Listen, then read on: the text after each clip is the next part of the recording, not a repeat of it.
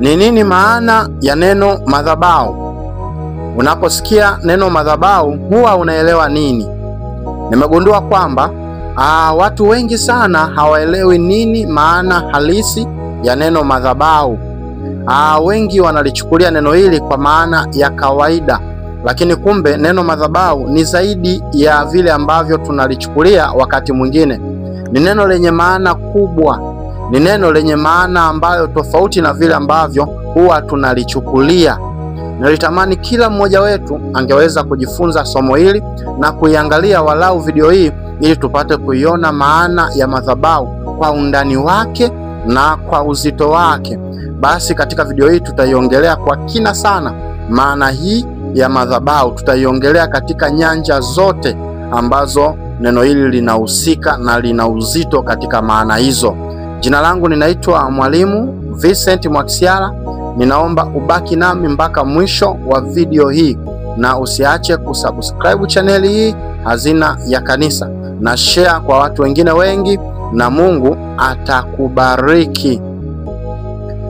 Neno madhabahu ni mojawapo ya maneno yenye uzito mkubwa sana katika historia ya mwanadamu.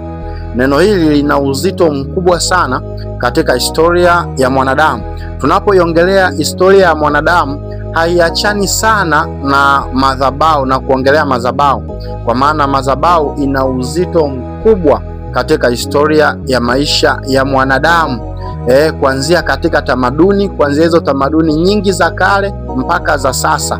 Neno hili halitumiki tu kama rejea ya mahali ambapo sadaka inawekwa, maana watu wengi wanajua madhabahuni ni sehemu ambapo tu watu wanaweka sadaka, lakini neno hili ni zaidi tu ya sehemu ya kuweka sadaka, bali madhabahu ni kielelezo cha uhusiano kati ya mwanadamu na nguvu iliyo juu yake. Madhabahu ni kielelezo cha uhusiano kati ya mwanadamu na nguvu iliyo juu yake.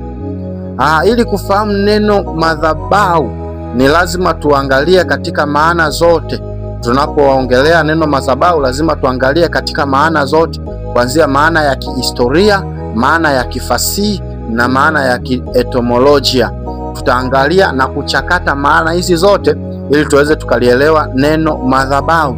Sasa kabla hatujaendelea mbele, nilitamani tuliangalia hili neno madhabahu kama jinsi ambavyo imeandikwa katika lugha za kale. Tuangalie jinsi ambavyo imetumika katika maandiko ya Biblia katika lugha za kale.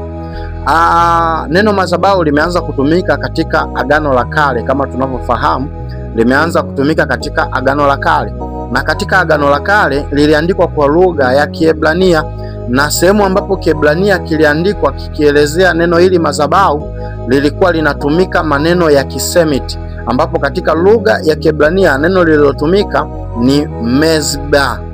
Neno lililotumika ni mizbah. Sasa wale ambao wanafahamu Kiebrania watatusaidia kwenye pronunciation, lakini katika kuandika inaona kama unavyoiona hapo katika skrini yako, ambapo neno hili mizbah linatokana na neno linalotamkwa zabaha. Kuna neno linaloitwa tamkwa zabaha, ambalo hilo neno zabaha ndo limezaa hili neno mizbah. Asa neno zabaha lilikuwa linamaanisha kuchinja au kutoa dhabihu au kutoa sadaka ya damu. Neno hili zabaha lilimaanisha kuchinja au kutoa dhabihu au kutoa sadaka ya damu. Hivyo mizbah humaanisha mahali pa kuchinja au pa kutolea sadaka. Mizbah humaanisha mahali pa kuchinja au kutolea sadaka. Sasa katika Agano Jipya liliandikwa kwenye lugha ya Kigiriki. Kama tunavyoelewa, Agano Jipya limeandikwa kwenye lugha ya Kigiriki, Kiyunani. Sasa katika hiyo lugha ya Kiyunani, neno lililotumika ni neno linalotamkwa sisterion. Wale ambao wanajua matamshi ya lugha ya Kigiriki watatusaidia, lakini katika maandishi ndo kama unavyoliona hapo neno hili sisterion, ambalo neno hilo lilikuwa lina maana ya mahali pa kutolea sadaka. Kwa alijaachana sana na neno la Kiebrania ambalo lilikuwa linatamkwa mizbah, ambapo katika neno hili la Kigiriki linamaanisha mahali pa kutolea sadaka. Neno hili lilitokana na neno linaloitwa sisia. Neno hili limetokana na neno sisi, ambao hilo neno linamaanisha dhabihu. Umeona, neno hilo linamaanisha dhabihu. Sasa katika lugha yetu ya Kiswahili neno madhabahu, katika lugha yetu ya Kiswahili neno madhabahu limepokelewa kupitia lugha ya Kiarabu, na lazima tukubali kwamba Kiswahili kimechukua maneno mengi sana ya Kiarabu. Kwa hiyo sasa neno madhabahu limetokana na neno la Kiarabu dhabia. Wale wanaofahamu Kiarabu watatusaidia katika namna ya kutamka, lakini linaandikwa hivyo dhabia, ambalo hilo neno sasa katika Kiswahili ndo tukaliweka madhabahu au dhabihu, lililomaanisha sadaka ya kuchinja. Yaani hata hiyo dhabia kwa Kiarabu inamaanisha hivyo hivyo, sadaka ya kuchinjwa, likihusishwa baadaye na istai za kibibilia. Sasa kwa ujumla wa kimaana, neno madhabahu humaanisha eneo lililotengwa kwa ajili ya kutoa sadaka kwa Mungu au nguvu ya kiroho iliyo juu yako. Sehemu ambayo imetengwa kwa ajili ya kutoa sadaka kwa Mungu au kwa nguvu zingine za kiroho. Kwa hiyo hata pale ambapo Ibrahimu alitaka kumtoa sadaka Isaka, maana aliambiwa amtoe sadaka, kwa hiyo sadaka ilikuwa anatolewa pale ni Isaka kuchinjwa. Kwa pale angemchinja, sehemu ile ambayo angemchinjia inaitwa madhabahu. Kwa angemchinjia madhabahuni, kwa alikuwa anaenda kumtolea pale pale sadaka, lakini Mungu akamzuia, akamtoa mwanakondoo. Umeona? Kwa hizo ndizo maana za kibibilia za neno madhabahu. Lakini sasa twende kwenye tafsiri za kifasihi. Nini maana ya madhabahu kwa tafsiri za kifasihi? Ambapo tunapoongea tafsiri za kifasihi ni kulingana na mazingira ya aina zote za wanadamu, mazingira ya aina zote za wanadamu. Hili neno linatafsiriwaje kwa maana ya jumla? Neno hili linatafsiriwa vipi kwa maana ya jumla? Sasa madhabahu humaanisha eneo takatifu au eneo maalum kwa ajili ya kukutana na ulimwengu wa roho. Madhabahu ni maeneo takatifu au maalum kwa ajili ya kukutana na ulimwengu wa roho. Tunatumia eneo takatifu kwa wale watu ambao wanakutana na Mungu aliye hai. Unapoenda kukutana na Mungu aliye hai, lile eneo ambalo unaenda kukutania na Mungu aliye hai ni eneo takatifu, ambapo sasa hilo eneo tunalitoa sasa linakuwa madhabahu kwa wakati ule ambapo unaenda kukutana na ulimwengu wa kiroho. Lakini kwa wale ambao wanatumia kwenda kukutana na miungu, mizimu, wanaenda kukutana na maroho ya mababu zao huko, lile eneo tunatumia eneo maalum la kwenda kukutana na ulimwengu wa roho. Kwa hiyo madhabahu inaweza ikawa katika upande wa Mungu, lakini inaweza ikawa katika upande wa kichawi, upande wa giza, upande wa kishetani na upande wa kipepo, lakini zote hizo huitwa madhabahu. Umeona? Mahali ambapo mwanadamu huweka wazi moyo wake mbele ya nguvu iliyo juu yake. Sehemu ambapo mwanadamu huweka wazi moyo wake mbele ya nguvu iliyo juu yake. Sasa nguvu hiyo inaweza ikawa ni Roho Mtakatifu, inaweza ikawa ni mizimu, inaweza ikawa ni mababu, inaweza ikawa ni mashetani, inaweza ikawa ni uchawi, chochote kile ambapo mwanadamu huweka wazi moyo wake, huanika kwa hiyo nguvu iliyoko juu yake, ilo eneo huitwa madhabahu. Katika somo hili utajifunza kwa maana ya kina sana madhabahu. Sasa katika maandiko mengine ya simulizi na tamaduni mbalimbali duniani, madhabahu huonekana kama, katika tafsiri za jumla sasa, mahali pa kutolea sadaka ama tambiko. Katika maana za kibibilia tumeona kwamba madhabahu ni sehemu pa kutolea sadaka, ambapo walikuwa wanachinja, umeona, wanatoa dhabihu.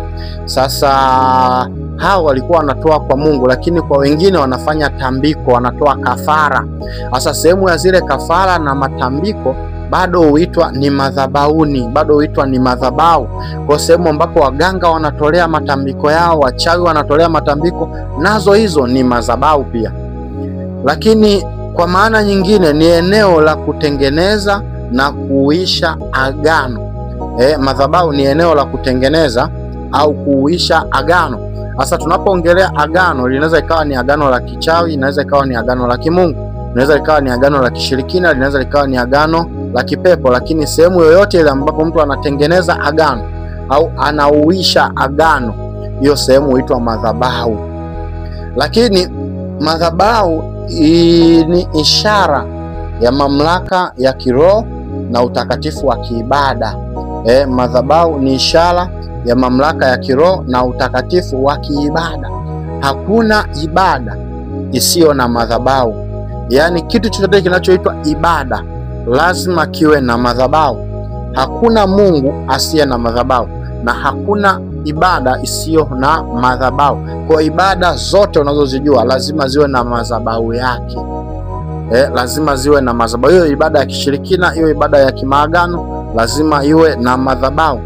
Kwa hiyo sasa, katika maana za jumla za kifasihi, madhabahu si tu jengo linaloonekana la mawe au la matofali, bali ni alama ya mahusiano ya kiroho, kiibada na kimamlaka.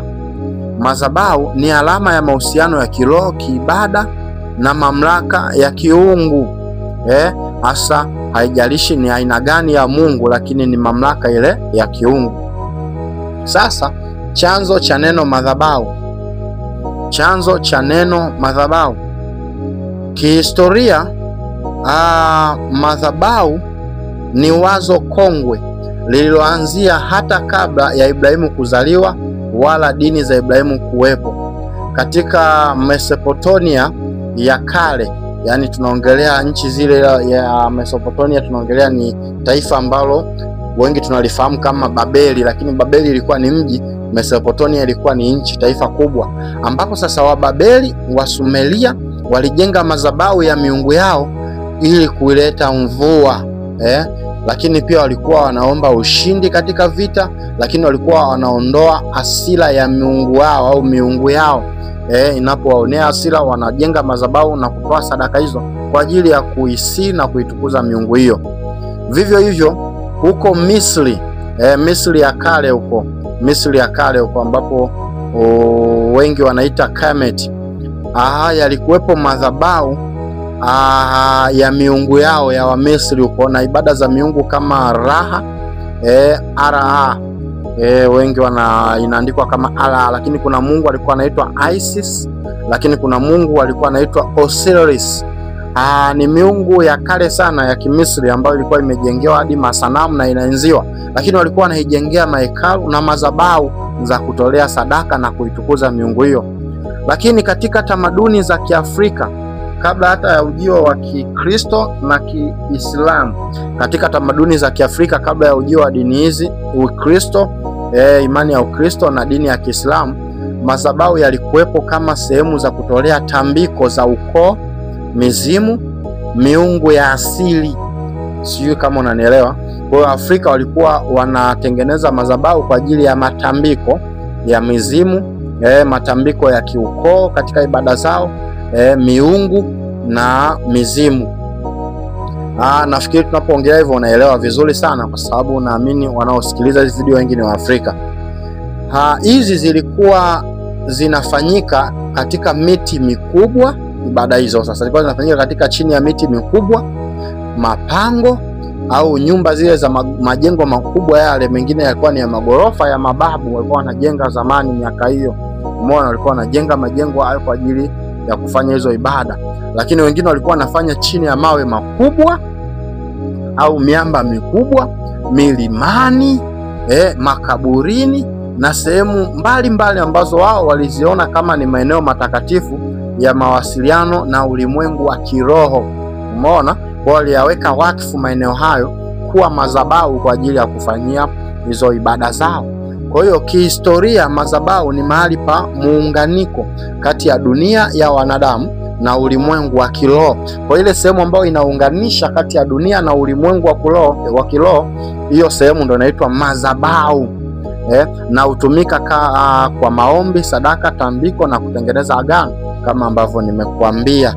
Umeona, unatumika kwa maana hizo sasa, ila ndo sehemu ambapo inaunganisha kati ya ulimwengu wa mwanadamu wa kawaida na ulimwengu wa kiroho. Madhabahu katika sehemu ya Biblia, katika maandiko ya Biblia, madhabahu katika maandiko ya Biblia, kwa mara ya kwanza kabisa neno madhabahu tunaliona linatajwa katika Biblia, kitabu cha Mwanzo 8 mstari wa 20.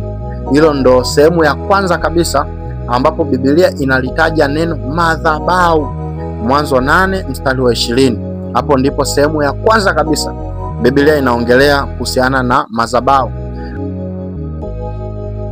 Basi kufikia hapo tunafika tamati ya kipindi chetu hiki cha leo, ambacho tulikuwa tukiangalia nini maana halisi ya neno madhabahu kwa uzito wake. Lakini katika kipindi kijacho tutaendelea tena kuangalia somo hili kwa kina zaidi.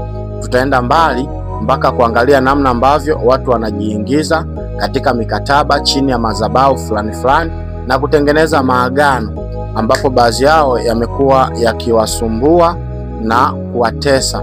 Basi tutaangalia namna ambavyo watu wanamilikiwa na maagano fulani fulani chini ya madhabahu fulani fulani.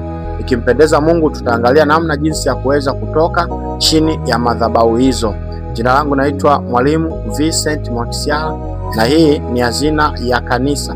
Kama bado hujasubscribe channel hii, ni kuombe usubscribe na kushare kwa watu wengine wengi, ili watu wengi wawe na ufahamu huu, na Mungu atakubariki. Ikiwa unatamani kujiunga nasi na kuwa sehemu mojawapo ya huduma hii, basi namba zetu ni hizo unazoziona. Unaweza ukatusapoti kwa sadaka yako na mchango wako, ili tuendelee kurahisishiwa kazi katika uandaaji wa vipindi hivyo. Mpaka wakati ujao.